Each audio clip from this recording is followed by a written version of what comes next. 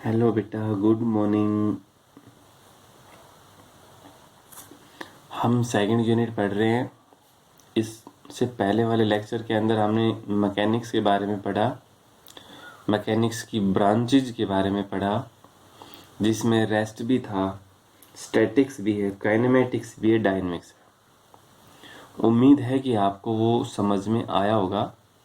इनके एग्जाम्पल सोच के देखो, आपको बहुत ही आसान लगेगा। फिजिक्स क्या है? कुछ नहीं है, इतना ज़्यादा बर्डन है नहीं इसका। सिर्फ जो नेचर के अंदर एक्टिविटी हो रही है उसको आप समझो और डेली लाइफ के अंदर उसको देखो कैसे कैसे यूज होती है। जो नेचर के अंदर जो भी एक्टिविटी होती है उसको समझिए, ये एक्टिविटी कैसे हुई और किस कारणवश हुई और इन एक्टिविटी का यूज कहाँ पर हुआ, तो आपको बहुत ही इजी लगेगा ये। ठीक है, जैसे हमने रेस्ट और मेसो मोशन के बारे में पढ़ा, अपनी नोटबुक के अंदर जरूर लिखिए। जो नोटबुक है आपकी, फेयर नोटबुक है, उसके अंदर आपने जरूर से जरूर रिटर्न वर्क तो पूरा करना है। तो बेटा अब हम बात कर रहे थे मोशन की। जो मोशन है, रेस्ट के बारे में हम पढ़ चुके। तो मोशन क्या है? An object is said to be in motion if its change its position with time. अगर टाइम के साथ वो ऑब्जेक्ट अपनी पोजीशन को चेंज कर रहा है तो हम उसे क्या बोलेंगे? वो किस में था? मोशन के अंदर था। और अगर पोजीशन चेंज नहीं की है तो हम कहाँ बोलेंगे? क्या पर होगा वो? एट ए रेस्ट के ऊपर है। आप यहां से यहां गए, एक पोजीशन आपकी ये थी, एक पोजीशन आपकी ये होगी। पोजीशन ए से लेके कहां पर आ गए? बी के ऊपर आ गए, चेंज हो गया पोजीशन। और अगर ए के ऊपर ही हो तो कहां पर होगा? At rest. आप स्कूल से घर जाते हो, घर से स्कूल जाते हो, तो वो आपके बीच के अंदर क्या होगा? मोशन होगी। Motion N object is said to be an object is said to be in motion। एक ऑब्जेक्ट है, उसको मोशन में बोलते हैं if it change its position, change its position with time. अगर टाइम के साथ उस पोजीशन में चेंज हो जाता है तो उसे आप क्या बोलते? मोशन। एग्जाम्पल बहुत से हैं।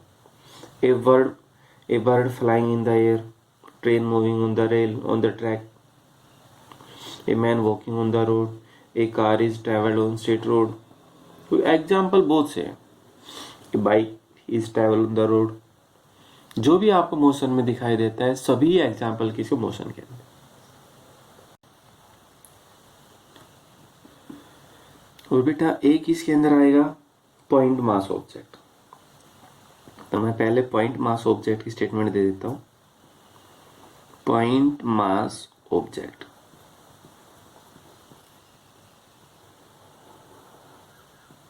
पॉइंट मास ऑब्जेक्ट क्या है? तो बेटा पॉइंट मास ऑब्जेक्ट क्या होता है? एक छोटा सा ऑब्जेक्ट अपने से ज्यादा की डिस्टेंस को कवर करे तो उस ऑब्जेक्ट को हम क्या बोलते हैं? Point mass object. कोई भी एक स्मॉल ऑब्जेक्ट है, अगर वो अपने साइज से ज्यादा की डिस्टेंस कवर करता है तो उस ऑब्जेक्ट का नाम क्या होगा? एक बेटा point mass object. For example एक मच्छर है। मच्छर का साइज आपको पता है कितना है? वो हर जगह जाता, एक कमरे के अंदर अगर वो बंद हो गया तो कमरे के चारों कोने के अंदर चलेगा। मच्छर का साइज कितना होता है? छोटा सा साइज होगा। डिस्टेंस कितनी ट्रेवल कर रहा है? बहुत ही ज्यादा ट्रेवल कर रहा है। साइज बिल्कुल छोटा सा है और अपने साइज के कंपैरिजन में डिस्टेंस बहुत ही ज्यादा कवर करे तो उस ऑब्जेक्ट का नाम क्या होगा? Point mass object. ठीक है, कोई दूसरा एग्जांपल और ले लो। एक बस मान लो, एक बस है, बस का साइज आप अच्छी तरह जानते हो, बस कितनी बड़ी है। वो बस दिल्ली से लेके मुंबई जा रही है, बॉम्बे जा रही है, बेंगलोर जा रही है। ए बस is travel on the state road, बस है ट्रेवल कर रही है स्टेट रोड के ऊपर, फ्रॉम दिल्ली टू बेंगलोर, कैलकाटा, कहीं पर भी मान लो। कार जा रही है, कार आपके स्कूल डहीना से लेके, जो डहीना में आपका स्कूल है वहां से लेके दिल्ली जा रही car.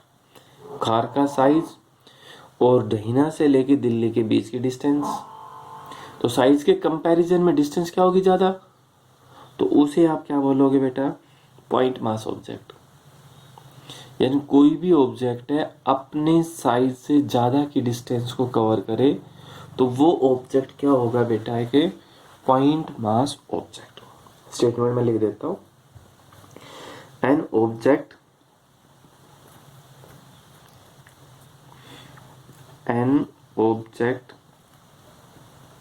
is said to be point mass object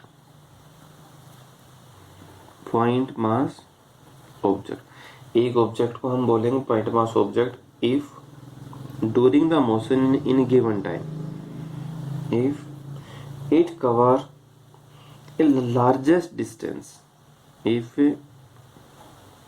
it covers the largest distance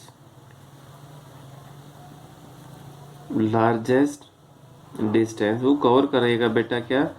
largest distance as compare to its own size. ठीक है बेटा, अपने साइज के कंपैरिजन में बहुत ही ज्यादा की डिस्टेंस ट्रेवल करे तो उसे हम क्या बोलते हैं बेटा? ये पॉइंट मास ऑब्जेक्ट बोले। ठीक है, तो बेटा उसका नाम क्या हो गया? कि पॉइंट मास ऑब्जेक्ट। ये स्टेटमेंट है। अब देखो बेटे टाइप ऑफ मोशन क्या है। टाइप ऑफ मोशन की टाइप क्या क्या है हमने ये बताना। तो हम बेटा फर्स्ट देख रहे हैं टाइप ऑफ मोशन क्या है। फर्स्ट है आपके पास रेक्टिलिनियर मोशन। तो रेक्टिलिनियर मोशन क्या होती है बेटा? What is the rectilinear motion? Rectilinear motion क्या है? रेक्टिलिनियर का अर्थ है ऑब्जेक्ट किस में ट्रेवल करेगा बेटा? एक स्ट्रेट लाइन के अंदर। जो एक पॉइंट मास ऑब्जेक्ट है वो किसके अंदर मूव करेगा? एक स्ट्रेट लाइन के अंदर। एक कार है ट्रेवल ऑन स्ट्रेट रोड, एक कार है वो किसके अंदर जा रही है? एक स्ट्रेट रोड के अंदर जा रही है, तो उसका नाम क्या होगा? कि रेक्टिलिनियर मोशन। तो इसमें क्या होगा? It is that motion, it is बेटा दैट मोशन, एक वो मोशन है इन विच ए पार्टिकल और point mass object,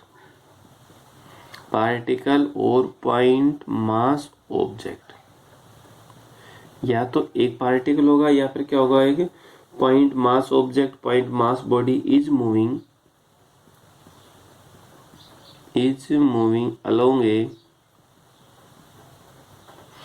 along a straight line,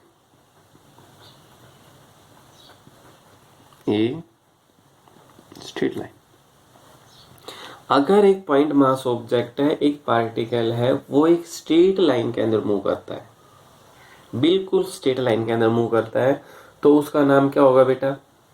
उस मोशन को हम क्या बोलेंगे? रेक्टिलिनियर। लीनियर का अर्थ क्या होता है? बिल्कुल स्ट्रेट लाइन। जो ये वर्ड आया लीनियर आया है, इसका अर्थ क्या बेटा है? कि स्ट्रेट लाइन। तो बिल्कुल कैसा होगा? Straight line.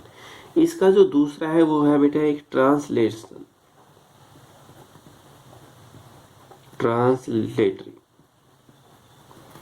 Translatory motions,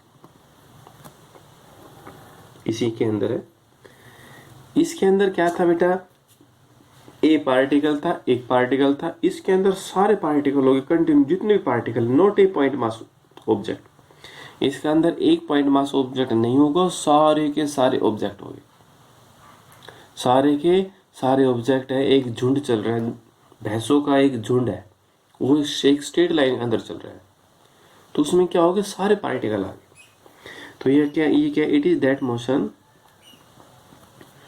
it is that motion, ये बेटा क्या, वो मोशन है in which, it is that motion in which a body, अब इसमें ये ध्यान रखिए बेटा, इसमें बॉडी है और इसमें एक पार्टिकल है, ठीक है। बॉडी के अंदर क्या पार्टिकल कंटेन है, एक बॉडी के अंदर पता नहीं कितने पार्टिकल कंटेन हो सकते हैं, a body not which is not a point mass body, मैं लिख देता हूं यहां पर, which is not a point mass body, जिसमें एक पॉइंट मास बॉडी नहीं होगी, इज मूविंग, जब मूविंग करेगा, such that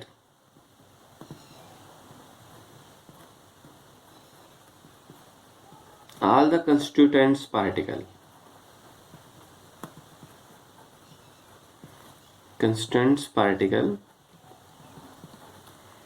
are moving, जितने भी constituent part है moving simultaneously,